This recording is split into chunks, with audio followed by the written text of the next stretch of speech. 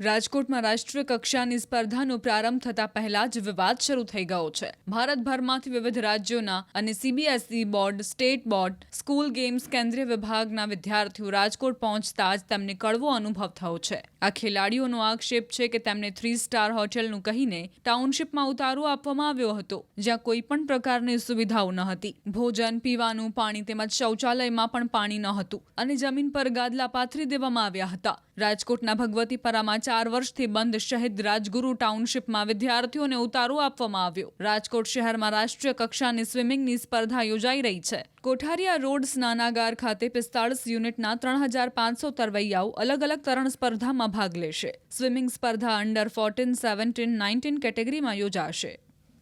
Facility थोड़ी सी ख़राब है, इतना भी अच्छा नहीं मिला है. जैसे लास्ट टाइम हमने स्कूल गेम्स में भी रिप्रेजेंट किया है, लास्ट 4 ईयर्स से कर रहा हूँ. ये थोड़ा बिलो एवरेज है. ये एक तो રેકોર્ડ બ્રેક સંખ્યા આવેલી છે આ સ્કૂલ કોમ્પિટિશનમાં. 2000થી વધારે એટલે 2200-2500 ખેલાડીઓ આવેલા છે. અને સાથે આપણે મોરારજીદાસ બાપુની કથા પણ રાજકોટમાં ચાલે છે, એટલે રેસિડન્સ પ્રોબ્લેમ થોડા થયેલા છે. પણ રાજકોટ મહાનગરપાલિકા અને કલેક્ટર કચેરી અને આ જે એસએજી એમના લોકોએ મહેનત કરી અને આવાસ યોજનાને એ બધું રાખેલું છે. રાજકોટ શહેરમાં આજથી રાષ્ટ્રીય કક્ષાની સ્વિમિંગ સ્પર્ધા શરૂ થવા જઈ રહી છે. અલગ અલગ राज्योમાંથી ખેલાડીઓ પણ આવ્યા છે. જો કે झारखंडના ખેલાડીઓ છે તેમને ક્યાંક ખરાબ અનુભવ રહ્યો છે. આપણે એમની સાથે પણ વાત કરીશું. सर, आपका नाम क्या है और आप कहाँ से आ रहे हैं? सर, सायन मुखर्जी मेरा नाम है और मैं झारखंड स्टेट को रिप्रेजेंट करने आया हूँ यहाँ. यहाँ पे क्या बोला गया था और कौन सी सुविधा है? ये लोग तो बोला गया था 3 स्टार का फैसिलिटी होगा, स्टेइंग और फूडिंग सब 3 स्टार होगा, लेकिन ऐसा कुछ दिया नहीं गया था. बहुत बेकारी ये था, फैसिलिटी दिया हुआ था. लाइक टाउनशिप था वो, और उतना अच्छा भी नहीं था, गंदा था, और ये पानी का व्यवस्था भी नहीं था. टाउनशिप में है, रुके हैं. एक क्या क्या सुविधा है? सुविधा, पानी का सुविधा, साफ सफाई का सुविधा उतना खास नहीं है. खाने का सुविधा नहीं है, बहुत दूर तक आना पड़ता है.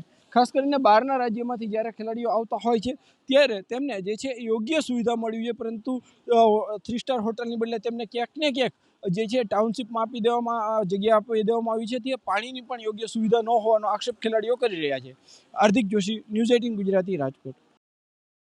સ્પર્ધકોના આક્ષેપો બાદ ન્યૂઝ 18 ગુજરાતીની ટીમે સ્થળ પરની વાસ્તવિક પરિસ્થિતિ જાણવાનો પ્રયાસ કર્યો. તપાસ કરતા વિદ્યાર્થીઓએ વર્ણવેલી સ્થિતિ કરતાં પણ વધુ ખરાબ સ્થિતિ જોવા મળી. સ્પર્ધકોની રસોઈ બની રહી હતી ત્યાં બાજુમાં જ ગંદકી જોવા મળી. પાણીનો પણ અભાવ છે, જ્યારે ટોયલેટની હાલત તો ખૂબ જ ખરાબ જોવા મળી રહી છે.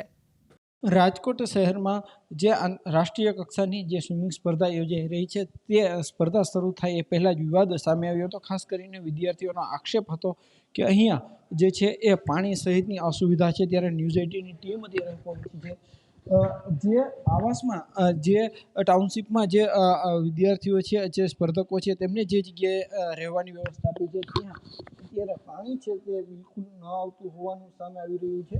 ખાસ કરીને અત્યારે અહીંયા જે છે એ પાણીની હજુ સુધી કોઈ વ્યવસ્થા ન હોવાનું સામે આવી રહ્યું છે.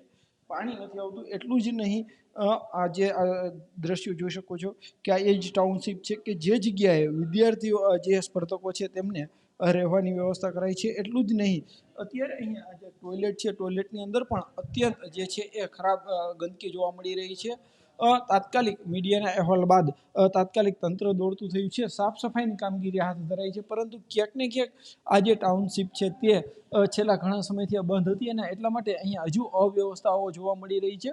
ખાસ કરીને જે રીતના રાજકોટ શહેરના જે ટાઉનશીપ આવેલી છે, આ ટાઉનશીપની અંદર અલગ અલગ સ્પર્ધકો છે તેમની રહેવા માટેની વ્યવસ્થાઓ કરવામાં આવી છે. જોકે જે વ્યવસ્થાઓ હોવી જોઈએ તેવી કોઈ વ્યવસ્થા અત્યારે આ જે ટાઉનશીપ છે તે આ ટાઉનશીપની અંદર જોવા પણ નથી મળી રહી. હાર્દિક જોશી, ન્યૂઝ 18 ગુજરાતી, રાજકોટ. અસુવિધા એટલા માટે ઊભી થઈ છે કે થોડા ક્વાર્ટર અમને થોડા લેટ મળ્યા અને અમે આટલા જે વિશાળમાં 2000 જેટલા સ્પર્ધકો અત્રે પધારવાના હતા, તો એની વ્યવસ્થા માટે અમે બધી અલગ અલગ સંસ્થાઓમાં પૂછપરછ કરી વ્યવસ્થા કરવાનો પ્રયત્ન કર્યો હતો, પરંતુ વહીવટીતંત્ર રાજકોટનો સંપર્ક કરતાં તેઓએ અમને આ સ્થળ બતાવી આટલા ક્વાર્ટરો છે તો એ ફાળવતા અને એ સમય થોડો ટૂંકો પડ્યો.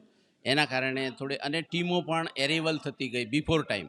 મોરારી બાપુની કથાના કારણે સરકારે જે એમના સરકારી મકાનો હતા એ મકાનો ફાળવી દેતા આવી પરિસ્થિતિ ઊભી થઈ, અન્યથા ના થાત